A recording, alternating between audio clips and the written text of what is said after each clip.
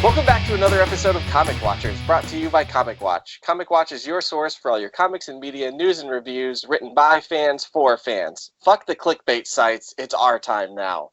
I'm your host, Cody, coming back to you from Oahu, finally home from my time on the road. Sorry I missed a couple episodes. I hope these jokers didn't just completely ruin the brand while I was gone. And speaking of those jokers, here they are now. So you're dropping F-bombs in our intro now. I'm not sure how much more brand there is to tarnish. But JJ did an excellent job last week. Unfortunately, he's missing out. He had a family emergency pop up. I hope everything's okay. But this is Matt coming from Oklahoma City. We are still building our arcs out here from our crazy flooding we've added to today. So, hello. And hey everyone, I'm Nicholas Osborne, coming from all the way out in Carthage, Texas. Look for me on Instagram and Twitter at OscorpNicholas. So we're obviously down a couple of bodies this week. I'm going to take a stab at some of these news articles. I mean, obviously, there's only one news article worth talking about right now, and that's the cancellation of Swamp Thing. Swamp Thing, of course, as we know, is only 2 episodes into the run. It's a shortened run from 10 episodes. There's 10 episodes now from 13. Word on the street is that there was creative differences amongst every level, from writing, directing, producing, and the network. So, you know, some people wanted it to be more of a capes and tights kind of superhero genre piece. Others wanted it to be more of a horror film, horror genre type, and it just has imploded. And I mean, this has caused a lot of backlash for the fate of the DC Universe app. If they fail, I mean, they're too young to fail at this point. They've had 2 moderately successful shows. They've had a decent subscribership, but not the growth that they're looking for, particularly given the amount of content they're offering, especially with the original content. You've got, we're 4 shows in now if you count Young Justice. And they just don't seem to be getting the support. And if they don't get the support, Warner Brothers may pull support, so it's something to keep an eye on moving forward. Did you guys have any thoughts on that? I do. I was actually reading something interesting that stated that the streaming service might get shuttered because Warner is reportedly considering just streamlining it into their Warner Media streaming service, rather than having 2 competing yet not competing streaming services. So. And that's rumor mill, conjecture at this point. So we'll see how that bears out. I also read something kind of interesting, and I don't remember where it was. It might have been in Deadline, that stated that one of the reasons behind Swamp Thing's financial woes was there was supposedly going to be like some $40 million tax credit or something, or another from the state of Georgia for filming there, and then there was some kind of financial snafu, and that wound up being only $12 million that they got back on it. If that's true, that's a huge loss right up front. So that would certainly explain the show's financial difficulties. But yeah, I haven't seen it. I've heard it's really damn good. Who knows? Maybe someday we'll see it again. But if not, here's on to the next thing. Apparently, North Carolina is where everything happened, where they had qualified for a multi-million-dollar funding program. And apparently something had happened with the people in the state where they had been promised between 30 and 40 million in something like a rebate.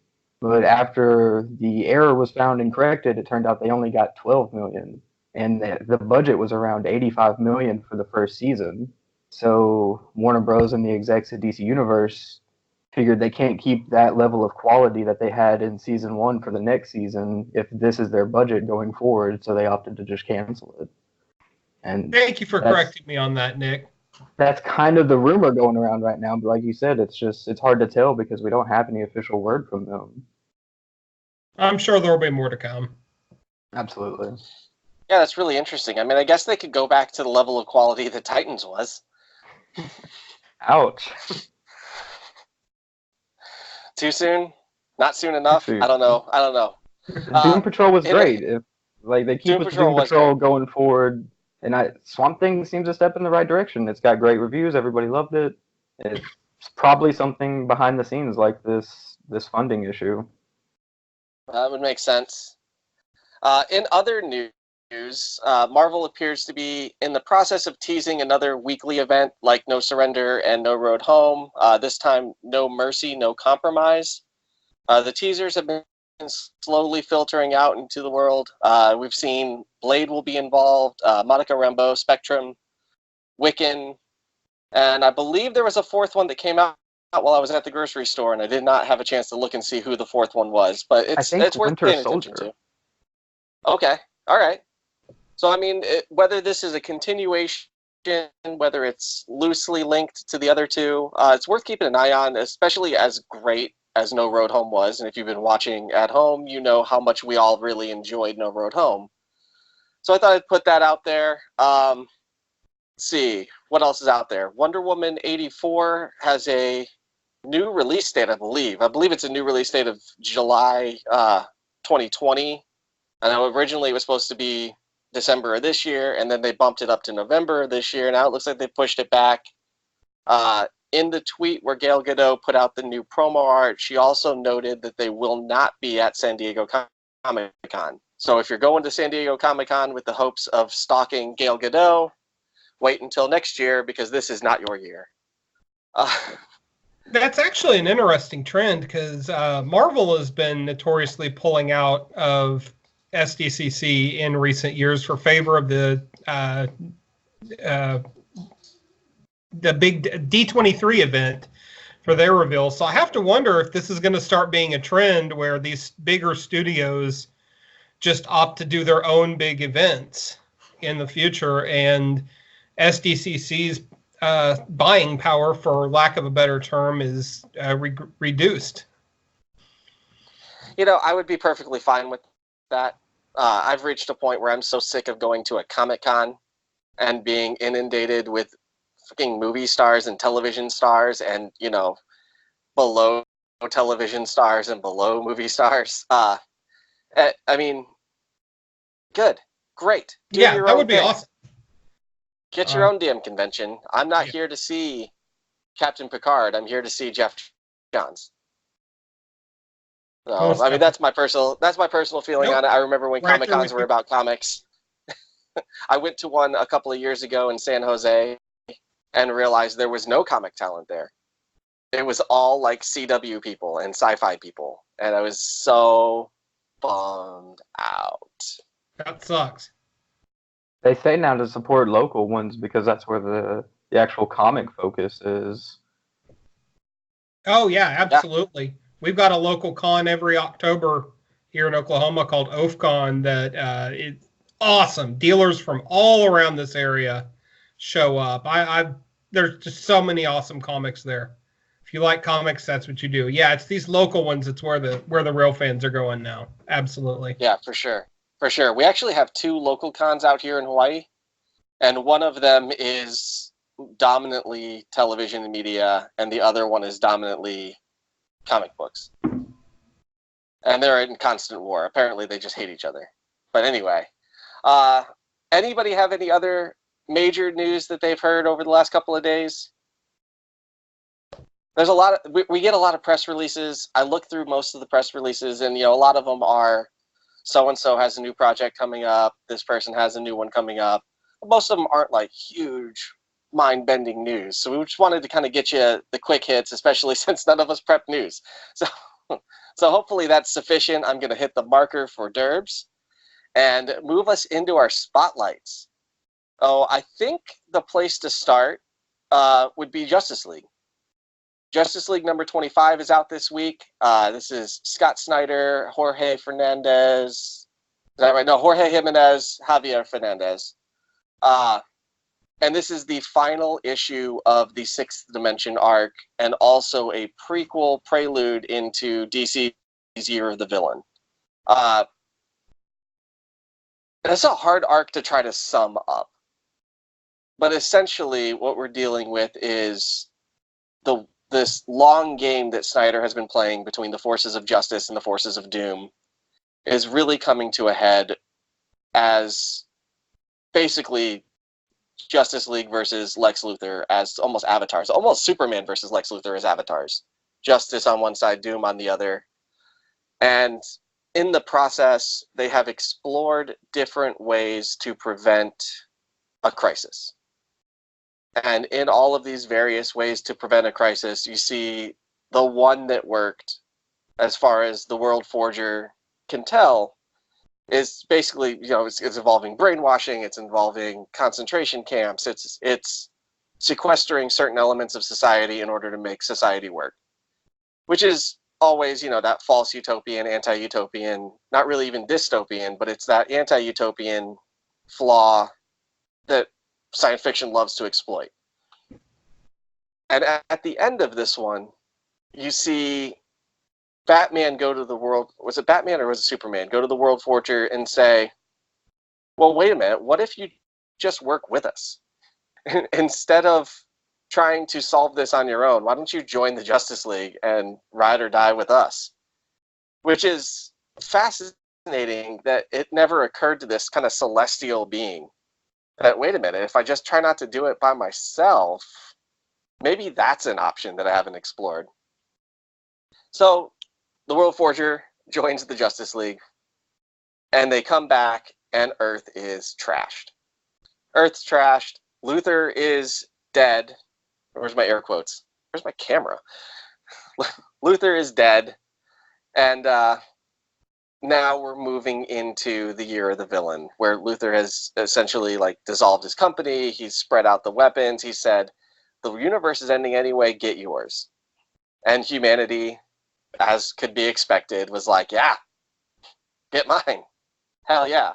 So that's what we're getting ready to face. We're looking at, I don't know, something like 729 tie-ins across 800 titles, plus 6 one-shots.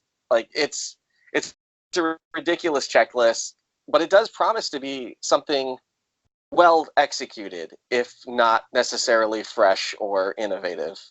And we can talk a little bit more about that later. But why don't we get Matt? Rob's doing the reviews on that. Anyway, Matt, why don't we kick it to you anyway? So, okay, Justice League number 25. It's been feels like it's been a long time coming, although I guess it's really only been around a year since this volume of Justice League started, ultimately spinning out of Dark Knight's Metal, and then the 4-issue Justice League No Justice, and now we're here. So Snyder's been building this for a long time. He's obviously got a long game plan. It's been a rocky road getting here. We've all kind of had our individual thoughts on the shortcomings of this title. It just kind of feels like so far it's been lots and lots of big ideas colliding without much in the way of substance, and lots of MacGuffins, and just overly convoluted, right? So I was honestly on the verge of dropping this book from my pull sheet just out of frustration when this particular story, Escape from the Sixth Dimension, started. And I have to say that this arc, culminating here in number 25, has honestly been the salvation of this book for me, because all of these big ideas and big concepts that Snyder's been selling and slowly gelling and kicking around like a little kid with a hacky sack, finally start to coalesce and come together. And what we're really seeing is a clash of ideologies: Justice and Doom, and it's just, our better angels versus our selfish devils, for lack of a better term. And now that we've finally gotten to this point where I can see where he's doing and what he's been doing, where he's going, I feel like the title has finally kicked into high gear, and I'm excited. This arc, this particular issue, were fantastic. It had part of this arc has been Superman being trapped in a sort of pocket dimension with no sunlight. So he's slowly weakening, and of course, as he attempts to escape, he weakens more and more. And by the time we get to this issue, he's just a walking skeleton. He's on the verge of death. And Batman, of course, figures out a way to get Superman some sunlight, and he replenishes his strength, and he makes a triumphant breaking through the fourth wall, for lack of a better term, and comes charging in at the World Forger, and it's this awesome moment where he's got the images of his father and his son buffeting him as he's crashing through time and dimensions, and it's awesome Superman moment. There's lots of great twists throughout this story, like the utopian world of the sixth dimension being run by Lois Lane and Jimmy Olsen, who have been thoroughly corrupted. Batman seeming to turn on the League. The villains becoming the underground resistance, and actually I think this was this issue, having a really, really cool send-off, considering we only knew these characters for a part of an issue, these iterations of the villains anyway. And yeah, it's fun. If you like your superheroes kind of big concept and unafraid to get a little messy with the storytelling, plus if you're out. So I thoroughly enjoyed it. The art was fantastic, and I really can't wait to see where it goes next. Nick, what did you think?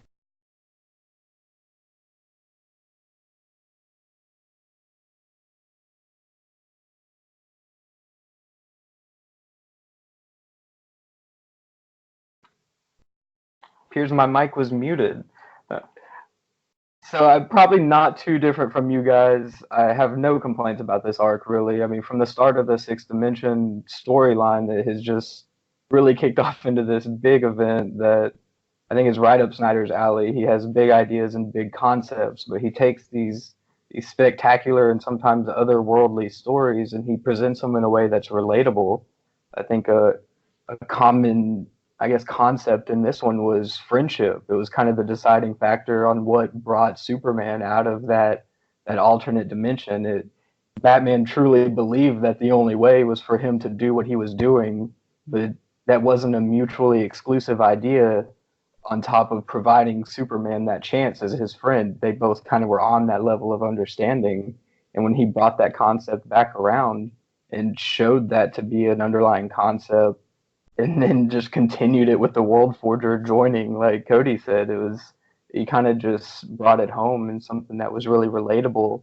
And you can talk about all the different dimensions and everything that's going on, and some people are getting caught up on the technicalities of all these different dimensions that he's explored, because at some point you have a fifth dimensional being who's influencing our three-dimensional reality now through an alternate timeline, and how those interact and play with one another can get a bit tricky for those who are trying to do a deep dive into it.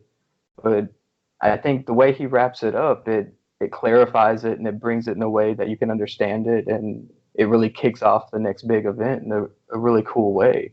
But as cool as the interdimensional aspects are and how big it was, I think my favorite parts are his relatable human aspects.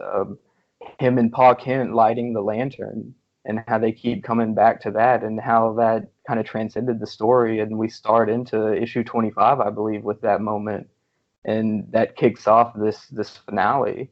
I think those scenes are what makes this arc and what makes it something that you'll want to go back and read it again for. But he also has things like Jaro, rest in peace. I believe he was the one who took one for the team and then sacrificed himself. But even moments like that, where you almost want to laugh, he finds a way to make it relatable in some way with friendship. I think that concept just keeps coming back into the focus of this arc, and it's stellar stuff. Like, Snyder knows Epic, and he's going to deliver on stories like this, especially when he has the time to really flesh it out and to plant all those seeds like he needs to. But really, my only complaint, I guess, about the issue was that it was split in its focus in trying to be this conclusion to the Sixth Dimension arc, and also introducing the Year of the Villain. They played into one another, and they both kind of one led into the other, but it almost could have been two separate issues entirely, even though they've already had an introduction to this Year of the Villain. So that part almost felt like it was spinning its wheels, but it wasn't enough to really detract from the experience or ruin the book at all. It's just outstanding stuff, and I can't wait to see what's next. The Doom versus Justice and how this has been building up over this long form of storytelling, and now, like Matt said, it's time to kick it in high gear and see what comes of all of this. Cody?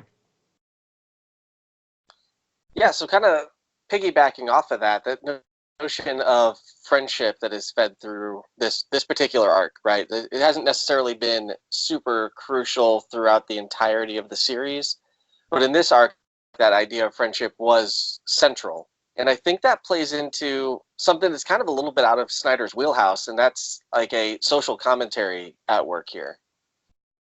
Like Snyder's not normally one, like he's firmly rooted in the world of comics narrative without getting so deep. He's not like a Morrison or a Warren Ellis kind of really dissecting society normally. Dabbling here and there, like Court of Owls, you can argue was a 1% versus 99%. It was coming right off Occupy Wall Street. So I mean, there's bits here and there, but this seems deliberately and distinctly a us versus them meta commentary, where it's together or apart. And the general premise of Doom here is go get yours, take care of your people, don't worry about everybody else. The world's ending anyway. Just be. Just go have fun. Go blow something up. Go burn something down.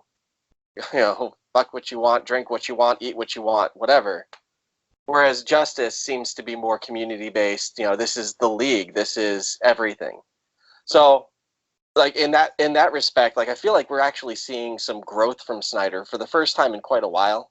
And that's not to say that the things between then and now, like things like his Vertigo series, The Wake, or some of his other kind of more politically, socially conscious, creator-driven things. It's not to say that any of those were bad, but I feel like he's growing as a writer finally. And there was a point in the first 6 months of this series where I felt like, well, that's it. Like we've seen the best of Snyder, and now he's kind of falling into a rut, like he's Bendising. And now we can see that he's not Bendising, that he is growing, and that he's actually playing the long game in a way that reminds me of Chris Claremont. Drop a seed here, a nugget there, a breadcrumb there. And eventually, if he survives the industry long enough, they will all come together.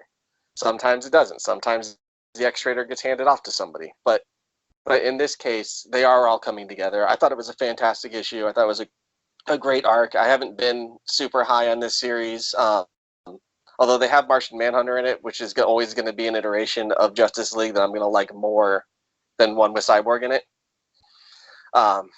So I appreciate that a lot. Missing a little bit of Aquaman.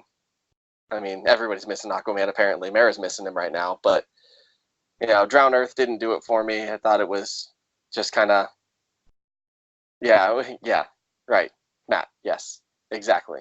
So yeah, I'm enjoying this arc. I am looking forward to seeing where it goes. I think he's got a lot of potential here to make a statement, make a stand, do something that is memorable. Because up to this point, even the great written issues of Justice League, it's not going to be a memorable arc. It's not going to be a memorable run up until this point.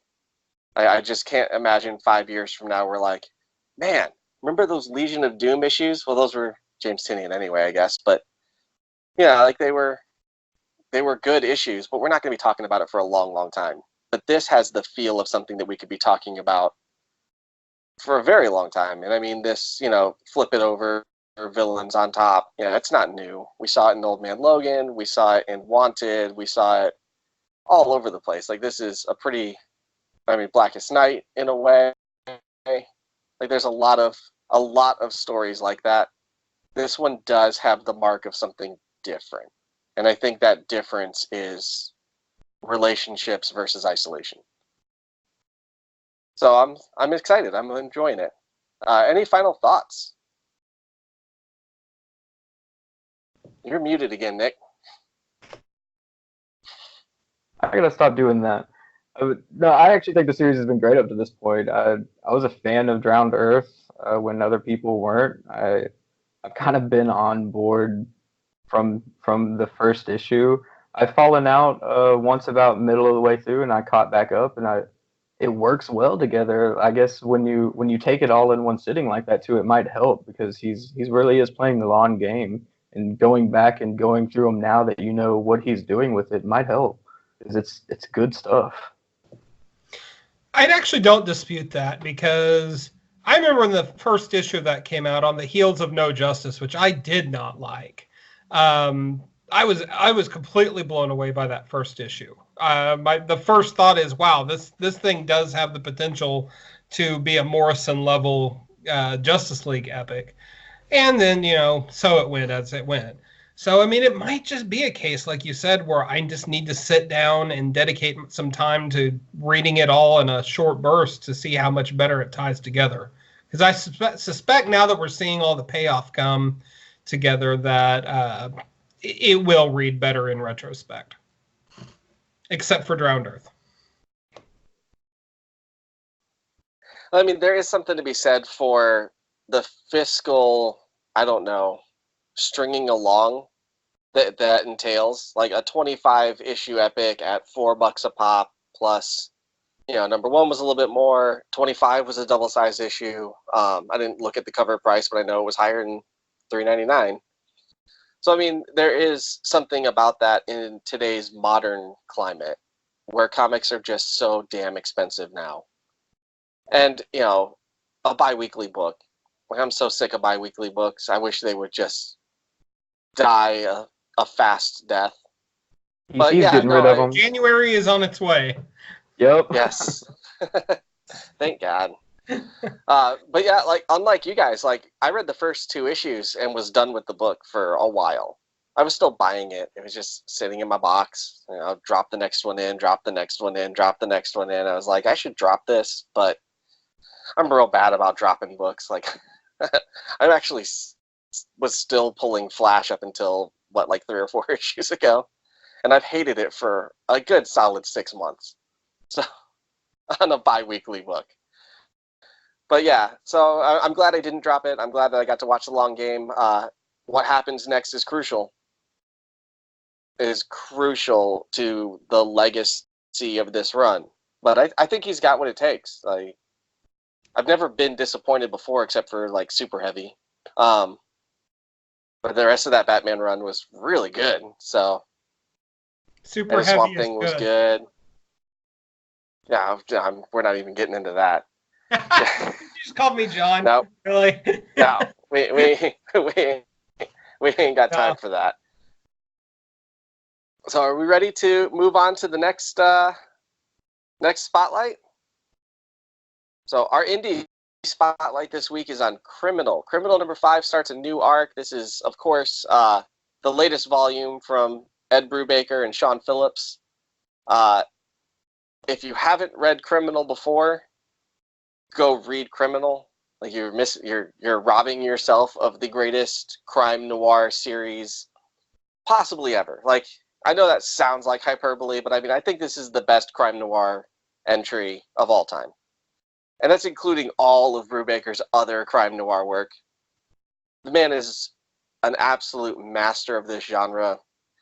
This series, Criminal, is obviously taken from the criminal side of the crime noir genre. And I mean, this book has just been remarkable. I just binged the first 5 issues because I was waiting. I was letting them build up a little bit because anybody that's read much Brubaker over time knows that he is also one to play the long game, but he plays it in chunks. So, you give yourself 10 issues, and you're going to get enough of that long game to be able to sustain itself without getting like lost in the various ripples and waves. This issue focuses on a private eye. This is the one, right? Am I on the right issue? Okay. This focuses on a private eye named Faraday who is hunting down a woman at the behest of a very rich man, and then things turn and twist hard by the end, as one would expect. Poor Faraday is in trouble. He's in over his head. He doesn't even know it. And I don't really want to go that much deeper into it without, like, I don't want to spoil this story, because by the end of this, like, it's a completely different story that you got to in the most logical way. The detective work that he does throughout this issue is fantastic. Everything makes sense. Everything could happen in the real world and just doesn't. And this is coming off of 4 other issues of just spectacular writing. So, I mean, I'm in love with this series. I mean, I've been in love with Criminals since day one. Not as much as JJ. I wish we had JJ here so he could fanboy out. Like, he wants to live in Ed Brubaker's attic. So, I mean, shout out to JJ. You know, he is the #1 Ed Brubaker stalker in the world. Nick, I understand that you weren't as high on Criminal as the rest of us. I mean, yeah, coming off of something like Snyder's Justice League that was probably written closer for me than almost anyone else. I'm part of that target audience. I'm here for it. This book was not doing it for me. I'm not that target audience. I'm not that genre. I understand what it is, but it's not something I seek out to read. So I'm coming into this with a fresh perspective, I guess, and not to, I guess, disqualify anything Cody said about it. It absolutely deserves all the praise, and it's obviously technically proficient. As soon as you open the book, it's quality from start to finish, lettering, artwork. It just gets better. But I just didn't care about it. Like, what is this book doing to make me care about these characters? We're coming off issue 4. I thought was kind of an awkward story, or an ending to this, what was supposed to be an arc, Ricky Lawless, and we're coming into what Brubaker describes as the ultimate criminal story about Teague Lawless. But I don't care about Teague Lawless, so I don't care about these characters who have some fundamental tie to him at some point in their time and at some point in their life. And maybe I need to go back and read Kill or Be Killed or something like that. But well, yeah, this is also the 5th or 6th volume of Criminal. This is number 5, yeah. So I mean, like, all of that has been built into the long-term reader base, and being an Image comic and being an indie comic, like, you're right, this is not a great place for you to pick up reading Criminal. It really isn't. So if you're a new reader, let me caution you. Yeah, even going back and reading Criminal 1, I'm going through this, and there are all these, like, tie-ins to all these things that are happening in this bigger criminal story, but I couldn't bring myself to care about anything that was going on. These events were happening, and you could tell that they were meant to be traumatic and, shocking, but it moved pretty slow for an oversized issue. You're looking at, 40 pages in these issues? And it gives them a chance to show off their ability to build characters that are relatable and believable in a world that, could actually happen. But there's an underlying lack of emotional connectivity that it urges upon the reader. And I couldn't find it. I tried with multiple issues, and it just wasn't doing it for me. And when I asked, I said, what's making me care about this? And the response was, it's crime.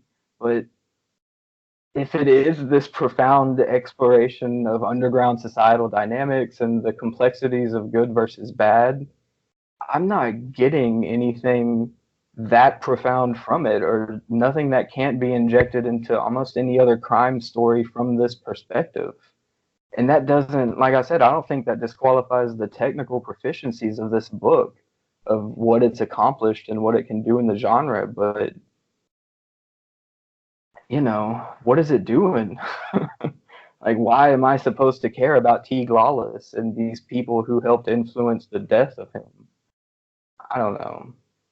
Matt, you can take it. So I will say there's not much more positive that I can add to what Cody said, But I will say that in terms of a genre, crime noir works not because of characters, but rather in spite of it. It's the mood and it's the storytelling style and the narrative itself that uh, that makes the story work. The actual mechanics of it. Yeah, like to your point, and I do think it's a credible one, even though I have a much higher estimation of this book than you do. You know, the characters in a crime noir aren't what's driving the story. The story is rather driving the characters. And it seems kind of a weird little technicality, but I think Cody knows what I'm trying to say. But oh, you looked frozen over there. Let me phrase that a little bit better. The characters act in service to the story rather than the other way around. And if you're generally looking for something that is more character focused, which generally speaking I do, yeah, you're probably going to be less inclined to love this book. But God, it's just so well put together, and there's so much thought put into it. And I can definitely see where you're coming from on the perspective of it not being as new reader friendly. You know, having been reading this book and the off and onness of its existence for the latter part of 10 years now, you know, I can definitely say that the death of Teague Lawless, it has been a slow build that I've really been waiting for. But that's me. I've been reading this book since #1 came out in 2008 or whatever year it was. And yeah, just in terms of craft and execution, there's just few books out there that can match Criminal. And it really is a one-of-a-kind gem in terms of its overall quality. There's really nothing else out there on the racks right now that can match it.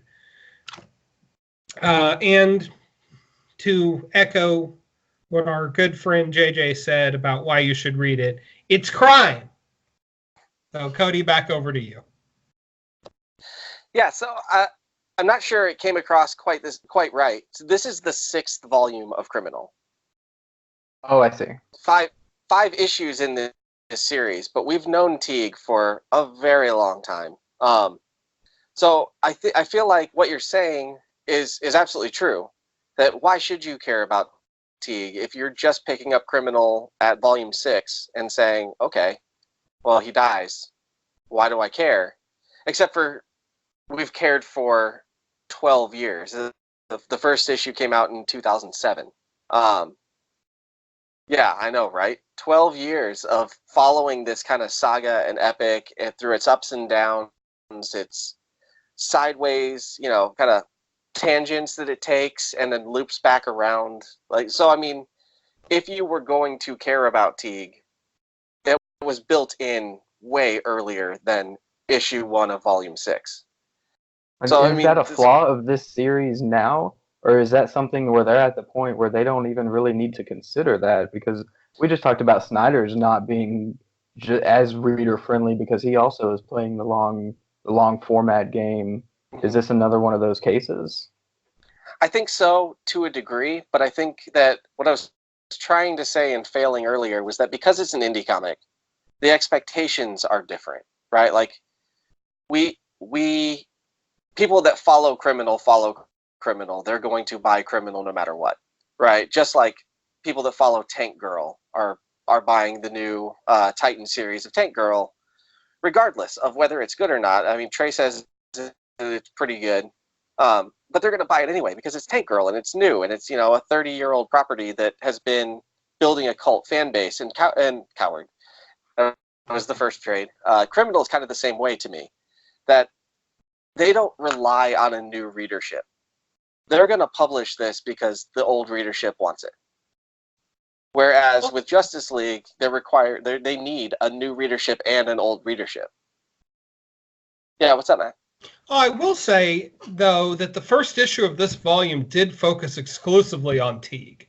So if that's just your starting point, I mean, you've at least got a basic foundation as to who this guy is. You know, there is some Sure. foundational meaning behind it. Now you wouldn't obviously know the whole greater story behind it or anything, but he is there. So Right, but he's also incredibly I mean, not that he's ever particularly likable, but he's incredibly unlikable in that first issue. yeah, Where he breaks Ricky's arm. He's doing all the other crap that he's pulling. I mean, and we're kind of almost numb to it at this point. Like we expect that out of Teague.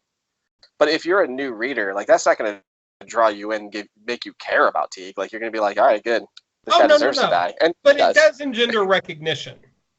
So you can see the brief scene with Teague in this issue, and can obviously make it connect back to her first issue and start to build the longer story in your head. It feels like a character-driven drama. Like it wants to be. It seems like it's trying to be this character-driven drama that's building up these relatable characters that can exist in the real world, and they do a really great job of doing that. The subtle aspects and the nuances of all these characters are really great, and that's why, like, I'll say it, over and over again, the technical proficiencies of this book are great, but it's just it didn't do much to engage me into the characters and then get me into that story. If this is something that I have to go back multiple volumes for to get that fundamental connection to these characters and the world that they're inhabiting, that's got to be an issue with these volumes that are happening now, or with these issues that are releasing now, outside of, like you said, the old readers.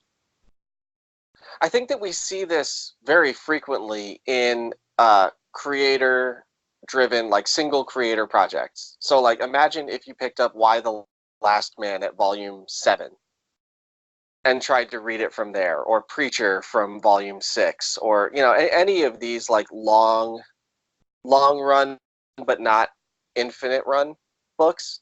100 Bullets, Transmetropolitan, Fables, like any of these kind of rely on readers that start from the start and read through the end. So I mean, I'm not surprised. What I'm getting at is, like, is the quality of it predicated on the foundation of knowledge that you bring into it, or can it be that quality that you said, like, it can't be matched on the shelves if you're coming into it? No, I think you need that prior knowledge. I really do. I think, and to your point, like you note that it's technically proficient, right? Like you can tell that it's crafted well. It's obvious. But if it doesn't resonate, then I think that lack of knowledge is a major part of why it doesn't resonate, because it's not built to create resonance at this point. That resonance is supposed to already be there as we push towards the end of Teague Lawless's arc. Well, and to that end, it just goes to say that technical proficiency is not in and of itself make a great comic book, because you have to have relatable characters. True story. Absolutely true story. So, on that note, any final thoughts on Criminal? I think that was a really great discussion, guys. Like that was. Yeah. Nobody yelled at each other. I'm sorry, JJ. I miss you. So on that note, we'll move into the last one, and this is a one-shot from Marvel called Hulk: Last Call. This is Peter David returning to Hulk again. He did have that 5-issue Tempest story back just before Greg Pak took over. But this is a second return to Hulk for Peter David, along with Dale Keown, who, they had that epic run in like the late 300s of Hulk. Peter David wrote Hulk for like 12 years, I want to say. Like an uncontested 12-year run. Like it's unprecedented almost, especially on a shared property. You get, occasionally Claremont's in there, but for a book that didn't sell well, to be on a book that didn't sell well for 12 years is astonishing. Like that shows a true love for the character. here he is back again in Marvel's 80th anniversary and their push to kind of push nostalgia on the fan base. And I mean, it's working. They're doing a pretty good job of that. You get a one shot of Bruce on the phone with Betty's old co-worker, Veronica, at the suicide hotline, trying to decide whether or not to give the green light to an assassin or not. I mean, that's your general kind of skeleton for the story, and then it's populated by a bunch of moments from Hulk history, from, meeting Betty to fighting Betty when she's Harpy,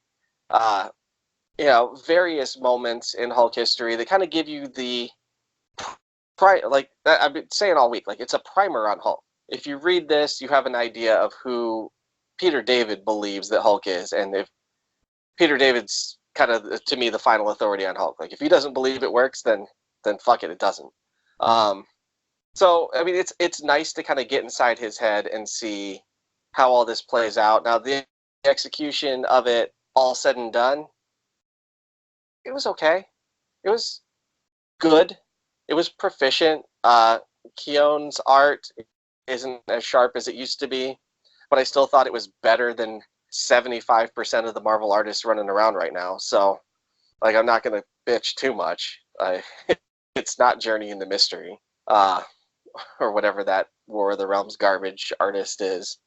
So, I mean, Matt just figured it out. All right. So, I mean, yeah, it's good. It's enjoyable. It's not amazing. It's not going to change your life. It's not going to change the way you look at Hulk, probably, but it was a fun little throwback, especially for us old guys. And that's all I really got to say about it. I'm not sorry I read it. I probably will never reread it. Matt, you're our Peter David guy. Hit us. Oh, yeah. Let's get into this. I'll try not to drone on for too long.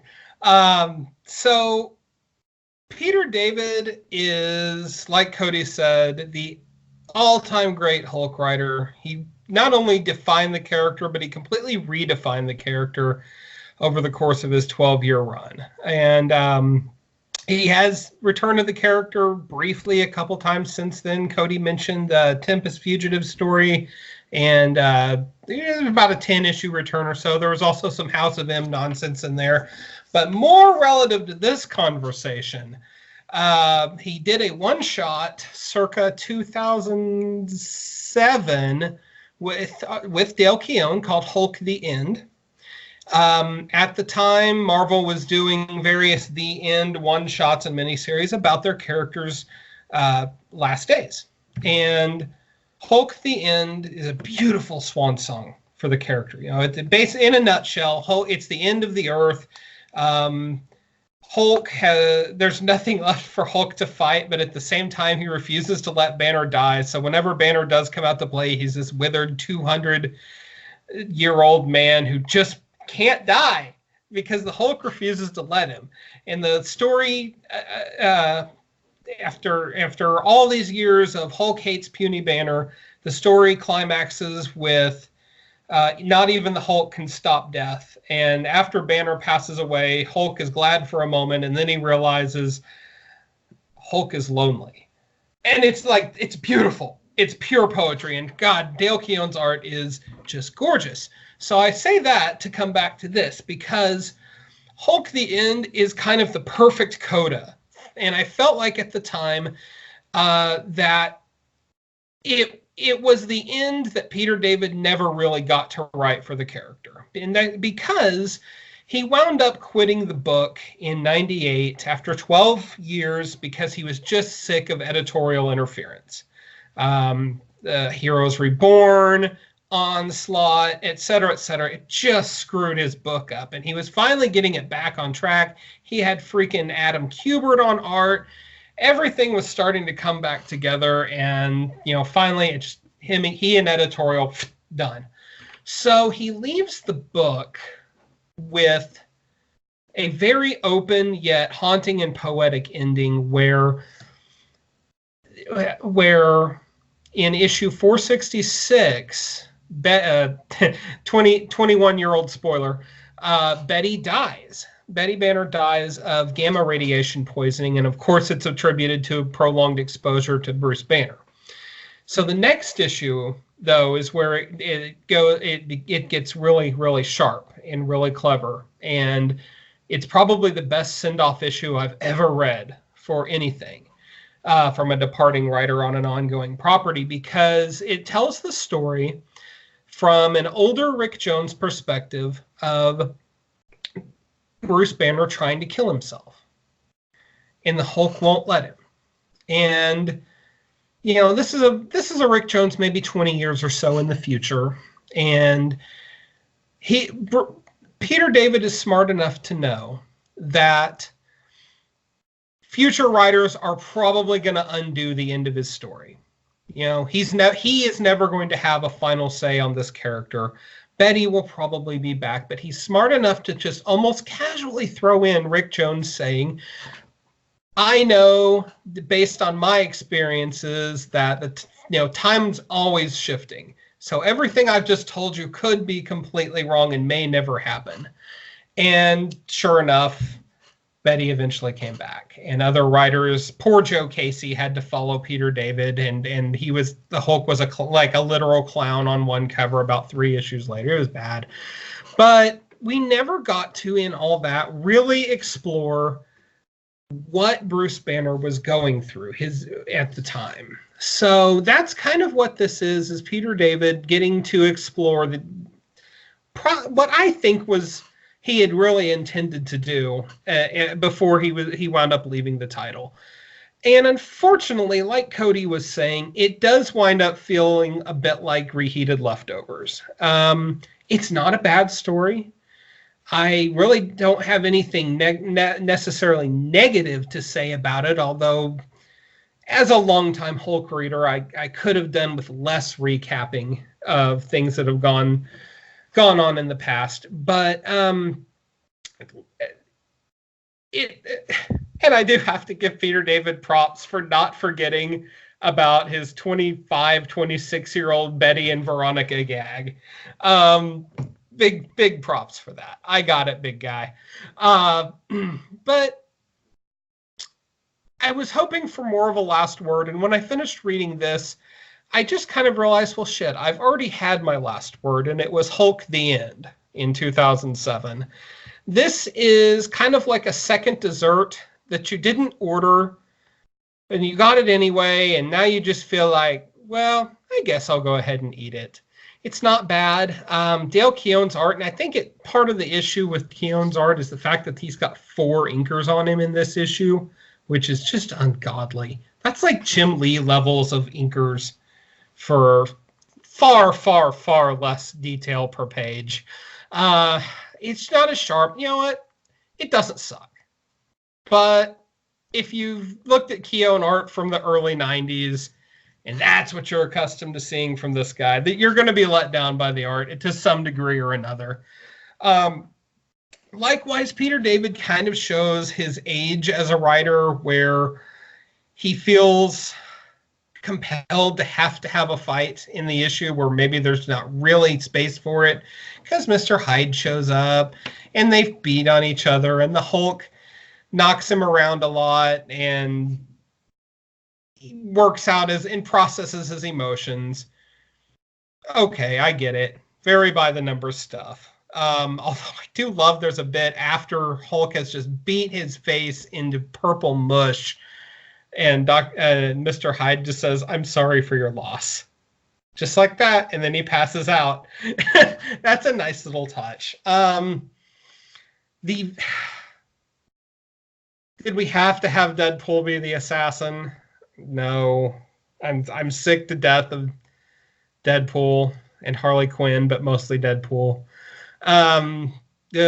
Whatever. I feel like that was an editorial mandate more than anything else. But all in all, for a nostalgia trip, this isn't bad.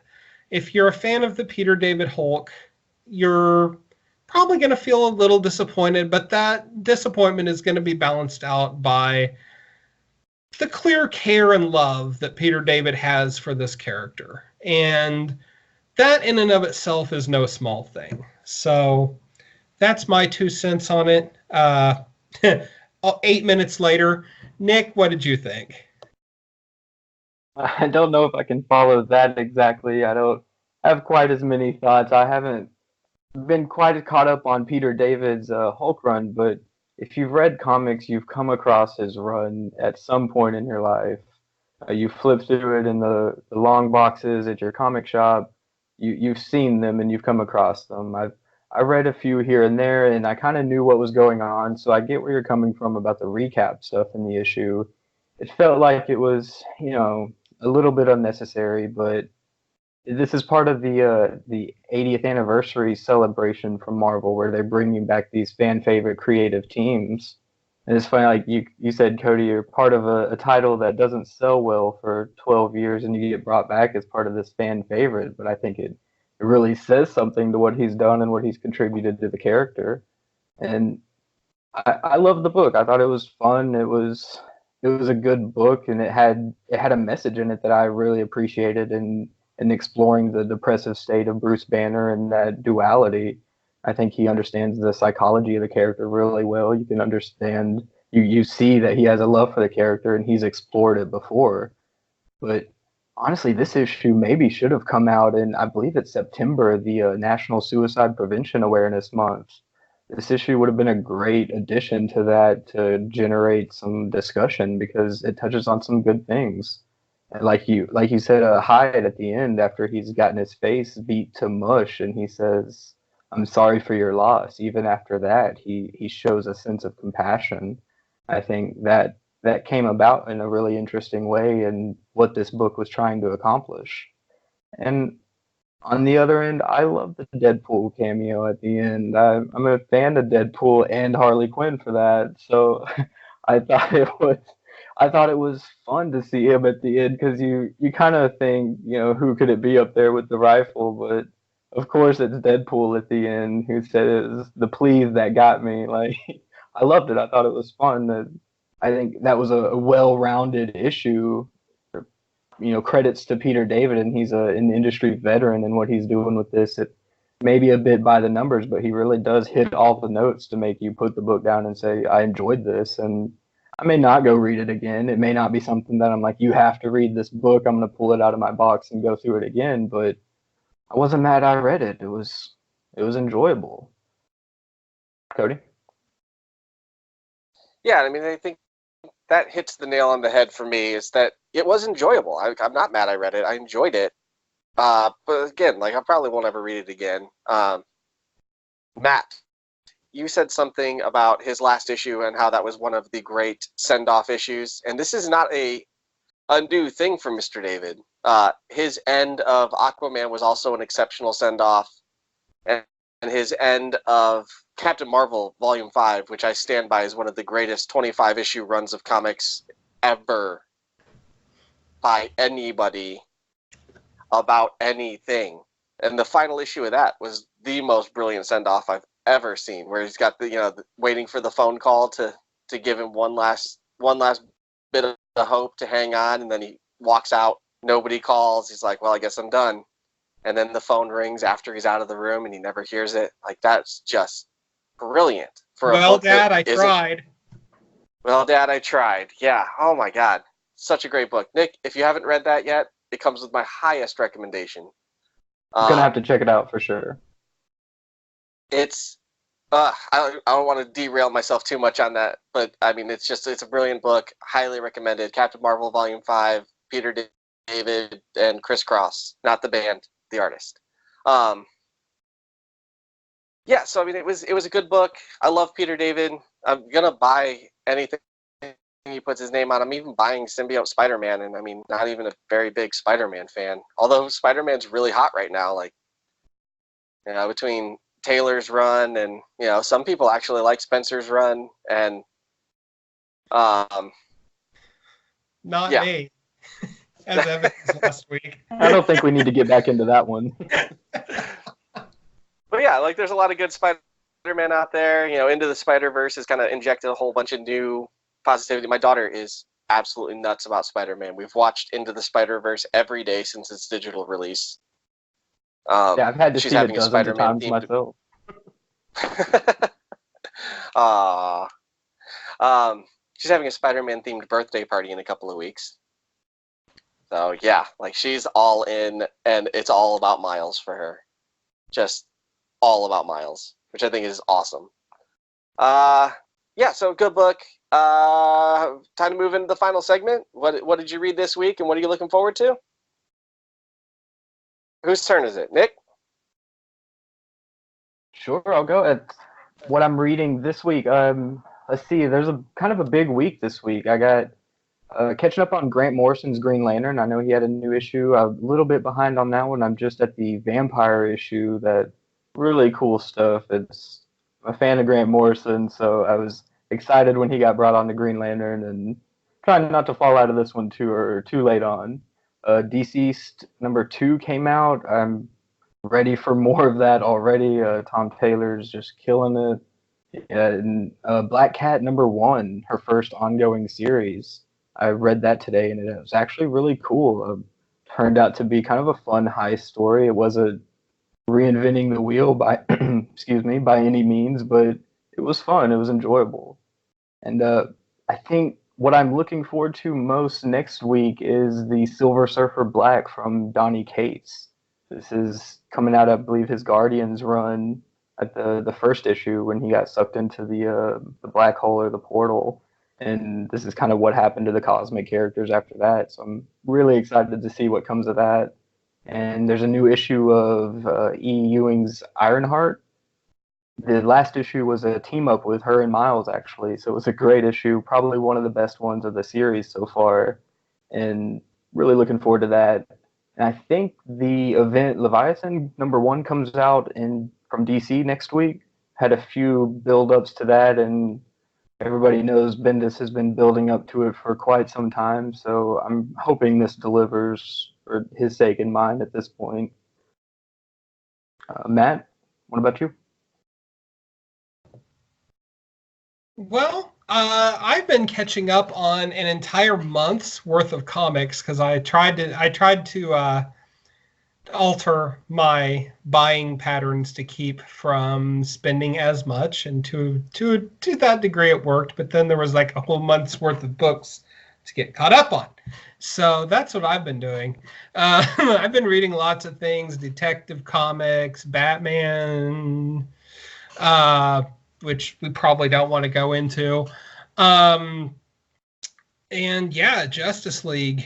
I hate to be bringing it back around, but so I will alternatively. Justice League Dark. I don't think that's a book that we've talked about enough on this show. Man, that's a solid freaking book from James Tynion IV. And oh gosh, I forget his first name. His last name, the artist's last name is Martinez Bueno, and it is just killing it right now. He's bringing together all these esoteric, magic-related stuff from the DCU, which there's certainly no shortage of that, and just pulling together an outstanding book that's kind of low on buzz right now, it seems. I just don't hear much about it like I feel like it should. All the buzz, of course, is on the main Justice League book right now. And God, yeah, Justice League Dark. Please do yourself a favor and check it out. What I'm looking forward to. Oh, yeah. For what it's worth, there's not a lot of buzz about it. Not a lot of people are talking about it, but the sales are really strong and steady. Like that's really good to hear. Like it's a top 30 book. Okay, well, I don't watch the numbers as close as I should, so that's really reassuring to hear. What I'm looking forward to, to echo one that Nick said, Event Leviathan. I think it sounds really great. Anytime historically Brian Michael Bendis and Alex Maleev have worked together, it's been something pretty special. So they just have a vibe together. And we haven't had just a lot of Bendis writing street level characters, which is what he does best since he got to DC.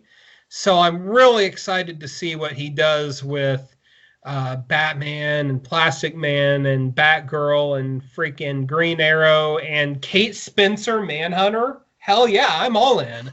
Let's do this thing. Cody, how about you?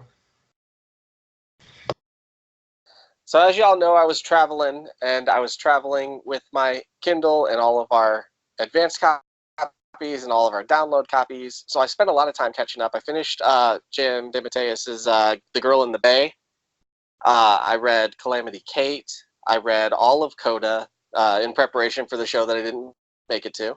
I read all of Amazing Spider-Man Hunted for the show that I didn't make it to.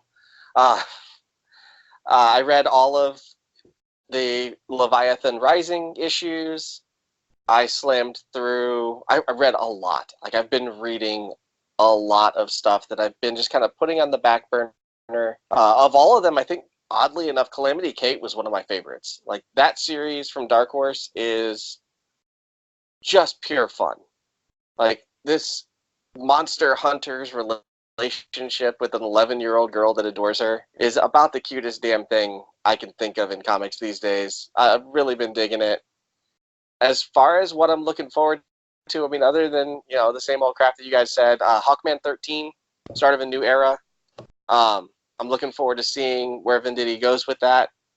And Marvelous X-Men, Age of X-Man, Marvelous X-Men number 5 comes out next week, and that starts the end cycle for Age of X-Man. And I'm really looking forward to seeing how they tie this up, because I don't see an obvious escape plan at this point.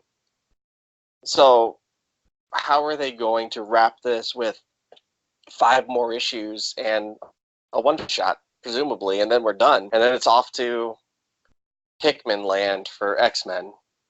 Yippee. So, yeah, but I mean, I've been really digging Age of X-Man. We don't really talk about it a whole lot since it, first kind of launched. Most of us aren't reading it, or maybe half of us are reading it. I don't know, but I really think this is a smart story. So I'm really looking forward to seeing the end game. And I believe Nick has something else he wants to add. You're on mute. Third time's a charm. I didn't want to get through this show without at least mentioning the most recent Walking Dead issue, arguably the biggest issue of the series since it debuted in 2003. I don't want to spoil it here, but I'm sure spoilers are going everywhere. Just do yourself a favor and check it out. Even if you're not caught up on it, you can start with last issue, really, and just see what this is. It's fantastic storytelling from Kirkman and company. Everything you want from a Walking Dead comic, and this is the start of something entirely new. I don't think anybody knows what's coming now. No, fully agree with you on that. Never let it be said that Robert Kirkman isn't afraid to take chances. And that's all I'm going to say on that. I know that The Walking Dead as a brand has kind of soured in recent years because of the show spinning off the tracks. But the book has been rock solid. And this issue is Robert Kirkman reminding us that this is a comic where absolutely anything can happen. And that is not hyperbole. You got to read it to believe it. And it's worth it. Cody, take us out of here. Show spinning off the tracks. Show was great last season. So that's it for us this week. Don't forget, you can find us on Facebook at the Comic Watchers Show. You can follow us on Twitter at CWatchers, I think. Check out our Facebook page, Comic Watch. Find us at www.comic-watch.com for more commentary, reviews, news, everything you could possibly want out of nerddom. We've got a video game writer now. He wrote up a thing on Castlevania. It was great. You can find us on YouTube. Wait, can we find us on YouTube still? Yeah, YouTube and Spotify and Podbean and SoundCloud and iTunes for now. iTunes is dying, so I mean, fuck iTunes, but whatever. You can find it anywhere. Like, we're all over the place. So come check us out. We appreciate your patronage. See ya. Bye. Bye.